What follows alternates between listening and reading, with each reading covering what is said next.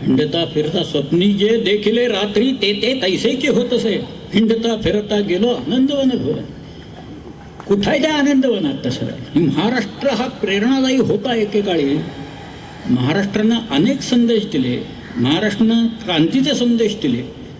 महाराष्ट्रानं अध्यात्माचे संदेश दिले. पार अगदी कुठपर्यंत जावेत, पंजाबपर्यंत जावेत. नामदेव महाराजांचे ते पंजाबमध्ये गेले. दिल्लीपासनं सगळीकडे नामदेव महाराजांचं नाव आहे. इथं संतांची तर काही म्हणजे मांदियाळीच आहे सगळे. शेकडो आहे. जुन्नरचे इथं नारायणगाव आहे. मी तिथे एकदा व्याख्यानाला गेलो होतो. ते म्हणाले आमच्या मठात या नाही 5 मिनटं आलात तर बरं होईल. इथे एक साधू पुरुष झाले, त्यांनी ग्रंथ रचलाय, तर आम्ही तो छापलाय म्हणाले. म्हटलं चला येतो मी गेलो. एवढा मोठा ज्ञानसागर या नावाचा ग्रंथ. कुठं? नारायणगाव.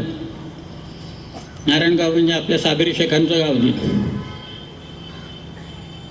ते राप फडणीस म्हणून विद्यालय आहे, तिथं शिकलंय सागरी शेख. तिथं माझी व्याख्यान ठेवली होती त्यांनी.